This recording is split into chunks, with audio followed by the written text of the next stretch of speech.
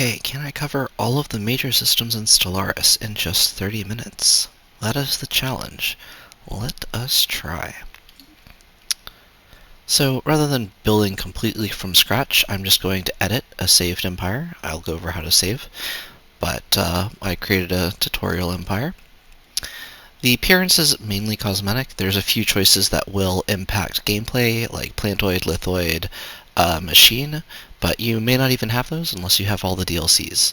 And the ways they affect gameplay are probably out of scope here. Species name, all this is all cosmetic. Same thing with name lists. These will show up as the default names for your ships and planets and things. Traits do actually matter. Rapid breeders is a pretty strong one because pop growth speed and pop size in general is probably the single biggest mechanic factor in the game. Intelligent gives you a boost to research, which is also pretty good.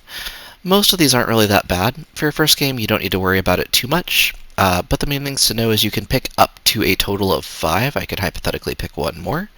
And the trait points budget you have starts at 2, and you can't go into the negative. So I'm spending 4 and gaining 2 back from a negative trait. I could pick up one more negative trait for no reason because I don't have enough picks to get more.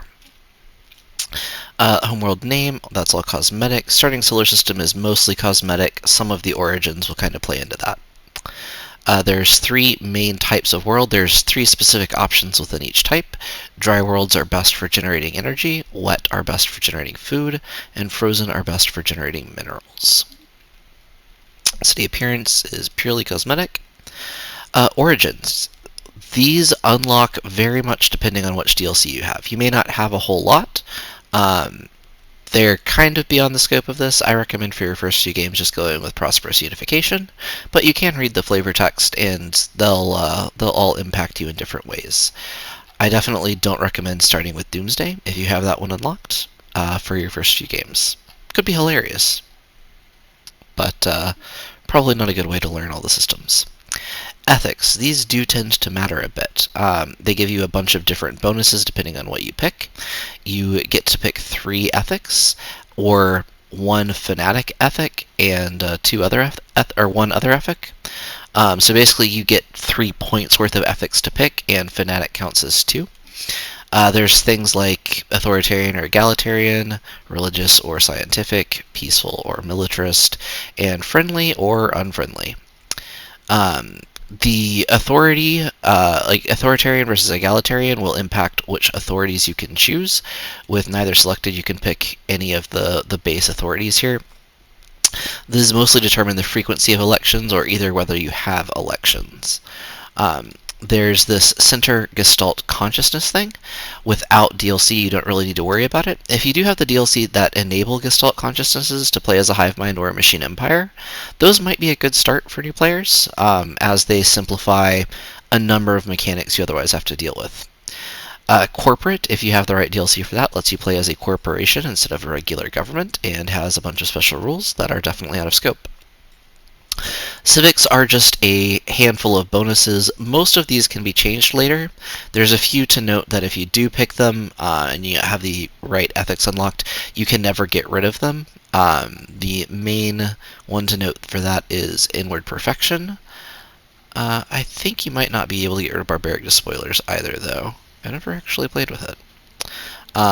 These will just kind of generally give you bonuses, and you can flip them in and out. I went with ones that kind of fit the RP for this tutorial nation. And this is cosmetic. The Empire name is cosmetic. The Empire flag, obviously very much cosmetic. A thing to note, though, when you're looking at the galaxy map, your Empire will be displayed in colors relating to your flag. Your primary color, which in this case is a light purple, is going to be the border color, and the secondary color, in this case a medium gray, is going to be the fill color. So when we look at the map, we'll expect our nations to be a big gray blob surrounded by a bright purple border. If you do have colors that are too close in brightness, either 2 super dark colors or 2 super bright colors, the game may choose, but not the same one, the game may choose to ignore your secondary color and choose a fill color it thinks is better. So that's a thing to note. You can play around with that. Ship appearance is entirely cosmetic. Ruler. Most of this stuff is cosmetic too. A few things to note. This just affects your starting ruler. Future rulers will get randomly assigned values here, with the exception of room. Your room is the only thing on this screen that will be true for the entire game, but it's all just cosmetic. Once your race is built, you can click Save, which I recommend, and that'll persist it in that list for you to reuse in the future. And then Done will take you to the game setup screen. I'm not going to explore most of these options. They're fairly straightforward if you just read them. Scaling difficulty is one thing to note. That's probably wise if you're going to go for a larger difficulty. I mostly have the defaults here. I did bump difficulty up a little bit. Scaling difficulty will just make it so that it starts at the easiest difficulty no matter what you select, and works its way up to harder difficulties by later game years. By default, the game's not eligible for achievements. To make it eligible, you have to turn on Iron Man mode. What Iron Man mode does, basically, is prevent save scumming, which means if something happens, you can't reload from an earlier save to avoid it. Whatever happens, happens. We'll go ahead and get a new game started here.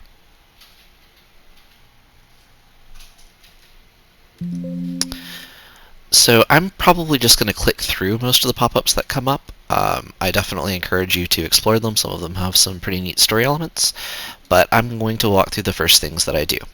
So first thing I usually do, and I'll generally try and do this as they come up, is deal with any alerts. So your alerts start up here in this area of the screen. We have no technology selected, and we're being given an alert to choose one. For my starting technologies, I will generally aim for things that boost technology, because after pop growth and population size, it's kind of the strongest mechanic in the game. I'm probably going to go with the research speed +5 total here, compared to this quantum theory 20% from researchers. The actual options are random, and this research speed doesn't come up quite as frequently. Plus, it's nice because it applies to everything. Here, I'm actually going to go with genome mapping. For most of these, I will usually be picking the research option, but pop growth speed is better, so going with that. Here, I'm just going to go with engineering research because that's the best option. My other options in this case are all military, and I don't have any revealed opponents right now, so no real reason to invest in that. Also, before unpausing, I'm going to go ahead and order my science ship to start exploring. You start with one construction ship and one science ship and a small fleet. Your science ship you'll want to use immediately to go explore. So you can right-click on any system on the map and click Survey System, and it'll go there. You can hold down the Shift key, right-click, and queue up orders. So now he's set up to go survey all of those systems in a row. I'm also going to use my construction ship right off the bat to start building things. If we see these little icons underneath my system here, these represent resources available in the system. Green indicates resources that I'm already harvesting. White indicates resources I'm not harvesting yet. So I'm going to grab my construction ship, right-click on the system, and choose Build Research Stations. It's going to cost me 100 minerals, and it's going to take advantage of this orange gear here that is generating industrial science. So that will start harvesting that. All that being done, I'm pretty good to go ahead and unpause, so I'm going to do that. I did forget one thing, which is I like to start building a science ship immediately. The science ships are useful to have multiple of. I'll generally build 3 to 7 right off the bat, and I want that because I want to explore as fast as possible, because I want to expand as fast as possible. Unless you're going specifically for a tall build where you try and stay small but grow very technologically advanced and populous on a single world, you will definitely want to be expanding, and you'll want to be doing it kind of as rapidly as you can to grab up as many systems as you can before your neighbors show up and have claimed the systems around you. In order to send this other science ship to do surveys, though, it does need a leader. So if we go back to looking at our new science ship that popped out, we'll see it does not have a leader right now, and if I want to tell it to survey, it requires a scientist. To get a scientist, you can just click on that little button there, Assign Leader, and it'll bring you to the leader screen, and you can try and recruit someone. I just now gained enough Unity, which is this resource right here, to recruit someone. And that is, Unity is the budget you use to recruit people. You'll see they have an upkeep, so every month you have to pay Unity to maintain recruited scientists and other leaders. Your world has a governor, for example, and you're paying Unity to maintain them. But let's send the scientist off to survey. I'm not going to manually queue up things for him. I'm just going to hit automatic surveying, and he will pick his own path and survey for me. I'm going to go ahead and get another science ship queued up there too. While they all do that, I am going to take a look at my planet. So I like to pretty regularly take a look at my planets. There's this little icon here letting me know it's got room for another building. That refers to these slots down here. These are all buildings, and these empty slots indicate places I could put a new building. Mostly what I like to look at, though, is I like to look at this quadrant here. So this guy with a work hat indicates how many jobs are available. Currently there is 1 extra job, and this number here indicates how much housing is available. Currently I have 11 spare housing. I want to go ahead and make more jobs available because my population is going to grow. Also amenities. There's only 2 amenities left. So it looks like soon I'm going to start being a little bit low on amenities. I've also only got +3 consumer goods. So all of that gives me a fair amount of info. Now, the main thing that I really want to do is boost my research right now. And to do that, I could build a second research labs. And I'll go ahead and look into that. Don't have quite enough resources. It needs 400 minerals, and I've only got 350. But when I do build a research labs, it's going to, as you can see in that pop-up there, it's going to turn consumer goods into research points. And I've only got a surplus of 3 consumer goods a month right now. So once I build this research labs and people start working those jobs, my consumer goods will probably go negative. I'm going to go ahead and queue that up, but I'm going to, behind that, want to build a industrial district here, since that will produce more consumer goods. Don't have the resources for that, so there's a couple of options. The first thing doesn't actually involve building anything. Let's go over here into our sidebar and look at our policies. So off the bat, early in the game, you probably don't need to mess around with your policies too often. But one thing that you can do, especially if you want to go research heavy and are low on consumer goods, is you can look at your economic policy. If we change from the default mixed economy to a civilian economy, that's going to give us a bonus to consumer goods production, but reduce alloys output. Alloys is mostly used for building ships and things. We don't need a ton of that right now, so I'm going to go ahead and switch over to civilian economy. I'd encourage you to look at the other options here, but most of the starting defaults are pretty sensible and will meet most of your needs. My third science ship is ready for a new recruit. So I'm going to do that and send it off. This system has now been fully surveyed. You can kind of tell when a system's fully surveyed because the name of the system is going to change from gray to white. It's also got this little green icon here, and that's telling me there's a habitable planet. I want to go ahead and grab that system and that planet, so I'm going to take my construction ship, and I'm going to right-click on the system and choose Build Starbase. That will build a new starbase in the system, and that'll expand our borders to include that system, and then we'll be able to colonize. You can't colonize planets that are not within your borders. If I wanted to look at the system in specific, you can just left-click on it from the galaxy map. And you can always get back to the galaxy map by hitting this button here, or hitting the E key. I usually use the E key myself.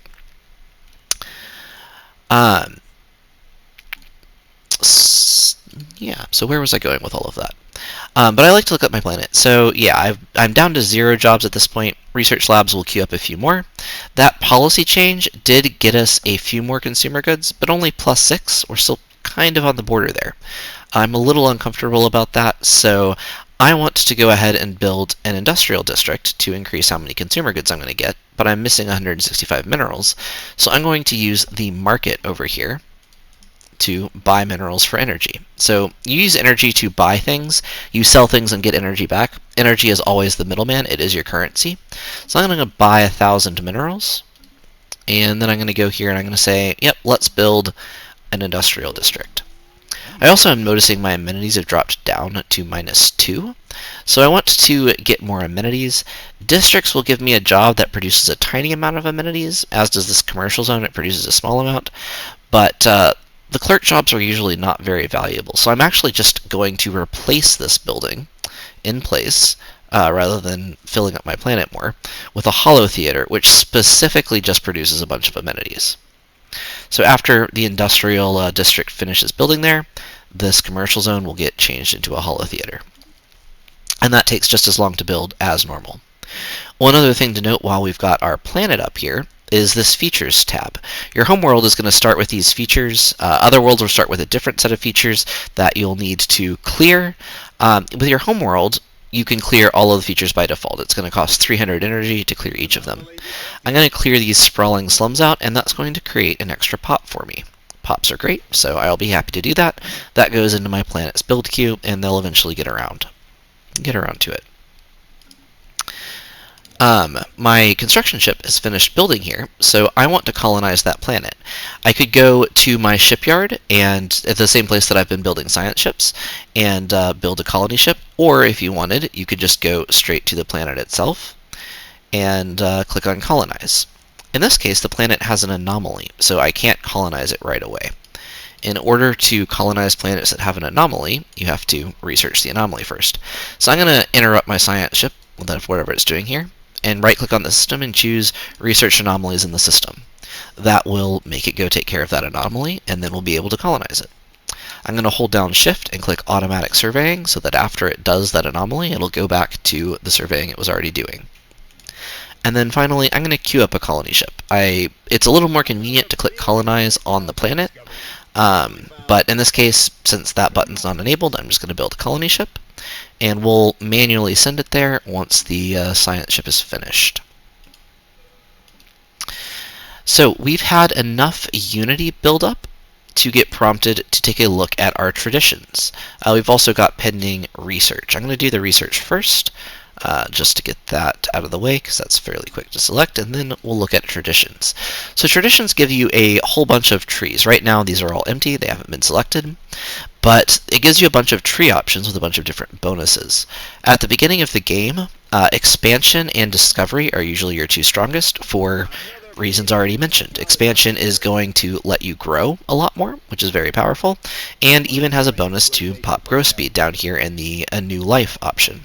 Discovery gives you more research. I'm going to go ahead and take expansion and start working towards that pop growth speed bonus. And we had engineering research finish. So another thing that I like to select whenever it comes up early on, and will even prioritize to research, is powered exoskeletons. And that's for a specific reason. Powered exoskeletons will eventually lead to tech that you can choose to let you build robots. And the great thing about building robots is when you want to grow your population, you generally are waiting for your population to grow. So if you go to your population tab here on the planet, you'll see my Homestar Runner species is growing. But I've got this grayed out assembling. I'm not doing anything with that right now. You can only be growing one species at a time on a planet, and all species that are growing kind of grow out of the same pool. A planet only has so much capacity to grow. You can kind of, as you hover over it, see a base growth of 3.0 plus 1.19 from pops. Having more pops up to a certain extent will increase your growth, and then you can see a bunch of bonuses there. And so this planet's growth speed is 4.19 in total, or actually 5.54, sorry. And I'll get a new pop when my 35.3 out of 108 at the very top there gets to that 108 thing, which is increasing by 5.45. And that is irrespective. If I had other species on the planet, they would all just be using the same pool. And I will never grow more than 5.5 per month with the stats that I have right now. But I can assemble. You can assemble and grow at the same time, and so that's a way to get basically a second pop. To start off with, the first robots you unlock are just going to be very, very basic robots, and they can only work in these worker jobs, whereas your regular pops can, barring some species rights, which we'll explore, can work any job at all, and the specialist and ruler jobs are usually more beneficial for you. So the robots will just fill your least valuable jobs, at least to start off with. But they will still increase your overall growth, and you'll get more pops filling more jobs, which is always good. Let's fill out a final new tech here. And then let's explore kind of what I was saying there. So if you have multiple species, or even within a single species, depending on your civics, they can fill ruler, specialist, or worker jobs. And your ability to influence that largely comes from this species right section here over on the left. So if you go down to the bottom in species, you can look at your different species and you can set the rights that that species has. So your home species is going to, or your first species is going to have certain rights by default. In this case, let's look, at their rights, not at my default rights, and we'll see their citizenship is full citizenship.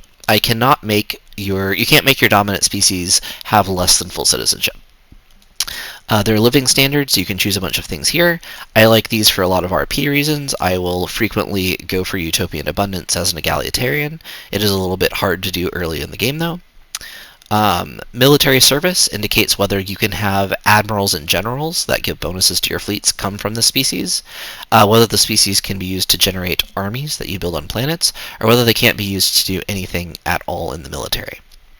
Colonization rights just means when you're building colony ships, can you select the species to be on that ship, and can they be the species that you colonize a new planet with? Pop controls means they're allowed to grow normally or they're not allowed to grow normally. No pop controls means they can grow normally. Enabled just means they will never reproduce. Migration controls means they can choose to migrate between planets. Enabling them prevents them from doing that. No migration controls means they can migrate. I can't select a slavery type for my main species because this species, as my dominant species, can't be enslaved. And I can't choose a purge type. So purge type is basically how do you commit genocide against a species. Slavery type is what are your options for limiting or affecting the types of slavery the species is forced into. If we look at setting our default rights, because my species are xenophobes and they don't really like aliens, the default is to force aliens to be slaves. You can't give them full citizenship because we don't like them very much, but we could bump them up from slaves just to residents, which means they're free citizens, but they can't vote or do stuff.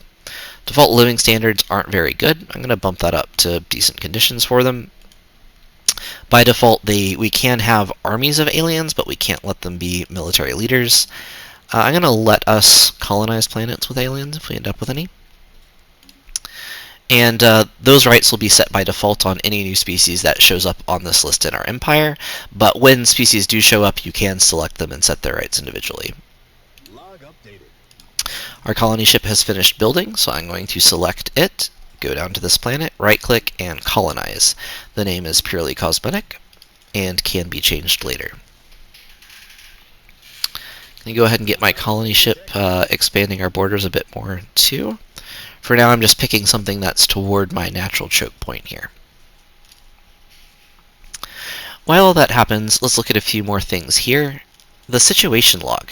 So all of the anomalies that our science ships have been finding and a lot of the pop-ups that we've been running into are going to show up on this situation log. So you can usually use that to refer back to anything that's come up.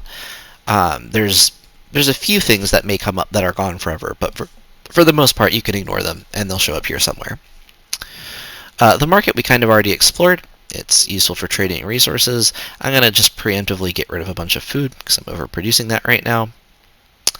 Planets and sectors. You really don't need to worry about this for your first few games. I'm gonna advise you just ignore it. It kind of comes down to what you do with your governors, and you can use governors to optimize resources across planets. But again, I don't know that that's really critical for your first playthrough to try and optimize to that level. It's better to just look that up when you're ready to deal with more advanced optimizations. Expansion planner, I honestly never use. Policies we've kind of already looked at. Edicts, right now we don't have a lot of great ones. Eventually you'll unlock things that you can spend Unity on. You've got this pool here of basically free Unity to spend on edicts. You'll also eventually unlock ones that require things other than Unity to maintain. But if I wanted to get my species to just randomly have ethics shifts, I could say I'm going to spend 15 Unity a month, which won't even go over my cap, so it'd be free, and encourage political thought. And then I can cancel that whenever I want. Oh look, we got technology that gave us a few other things. Let's just grab some tech here. Let's make it so that new colonies start with an extra pop.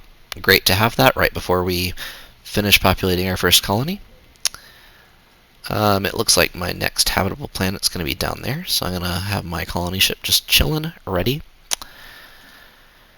The contacts I kind of skipped over because we don't really have anyone to talk to right now. I'll look at that a bit more in a couple of minutes.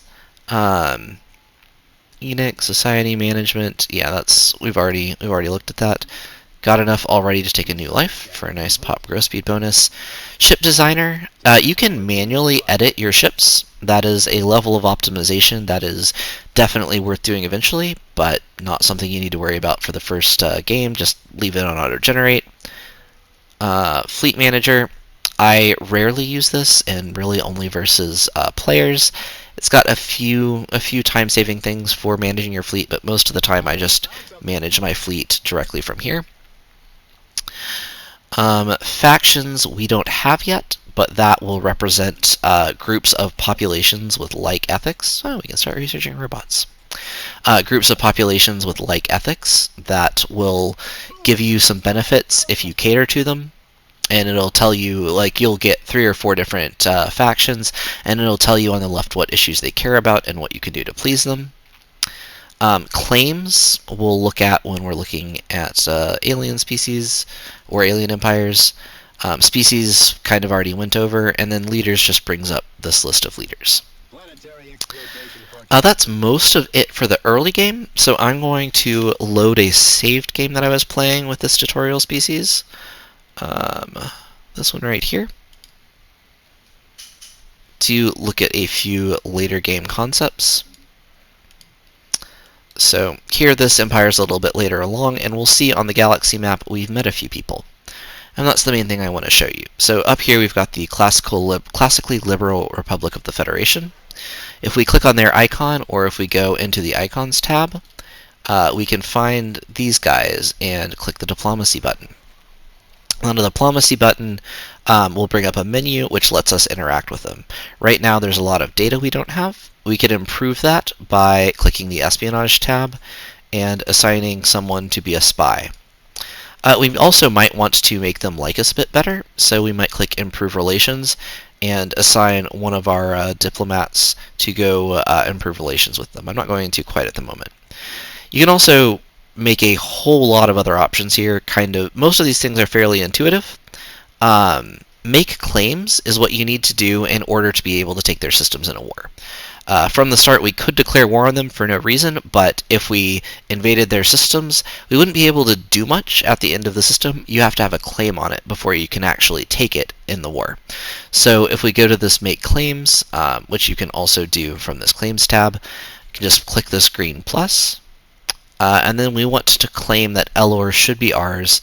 Click Make Claims, pay the influence cost, and now we've got a claim on that, and we could go to war with the classically liberal Republic of the Federation to try and take that system. Often you'll want to claim multiple systems in a row and try and take them all in the same war. That's most of what there is to care about that. But a thing to note is that you only gain access to actually talk to alien species after contact events. So your science ships will eventually run into aliens. You'll get a pop-up, and then you'll see this icon on the map. If you click on that icon, that indicates an alien that you've encountered but don't really know yet. I'm going to assign my remaining diplomat to that, and he'll start trying to learn their language and generally make contact with them. There'll just be events that'll happen over time when you unpause that contribute to that. If we look in this game also, you'll notice I've got several worlds now, and these icons here indicate, this particular one indicates, hey, there's pops here that don't have any jobs, so I should go give them jobs. And we can kind of see that here. There's no free jobs. There is free housing, but there's a pop without a job, and there's no extra amenities, so why don't we just queue up a holo theater to get them some amenities. That, I think, rounds out the majority of the mechanics that you need to know about. Obviously, there's a little bit more with fleets, but most of that for your first few games can be as simple as going to your shipyard and picking whatever your largest type of ship is, building more of that. They'll autofill into any fleet in the system they're in. My fleet is still in the same system there. or at least that's chilling at that shipyard, and that'll buff up your fleet size, and then you just kind of smash your fleet at the opponent fleets. You'll eventually get technology to get larger ships than corvettes, so there's 4 tiers: corvette, destroyer, cruiser, and then battleship, and then there's a few special case tiers beyond that, but those you don't need to worry about too much. And you'll basically just want to build the bigger ones. And this is an indication of fleet strength. You'll be able to see an opposing fleet strength out there, and you'll want to send your fleet ideally to only engage in combat whose strength is less than theirs. If I see this icon on the map that says there's an alien fleet there with a strength of 1k, my strength is only 100, so about a tenth of that. So I'd want to wait until I had probably a 1.1 or 1.5 thousand strength fleet before trying to take on whatever that alien menace is. That's the majority of the systems that I think you need to know. We're maybe a little bit over half an hour, maybe right at half an hour. So I think I'll go ahead and close out there. But yeah, that's the majority of what you need to know. Focus on getting more planets, growing more pops, getting more technologies, and going for those tasty ascension perks that give you nice bonuses. Oh, one thing to note, when you finish a tree like this, you'll get an ascension perk here. And some of these have pretty powerful bonuses. When you get later into the game, you start getting ones that are ascension paths, and you can do cool stuff like genetically re-engineering your species and getting a bunch of extra genetic engineering credits, or turning your entire species into super advanced robots, or making your species telepathic and telekinetic, and granting them a lot of psionic power. So lots of cool stuff to play around with in the mid to late game there. But yeah, those are the basics.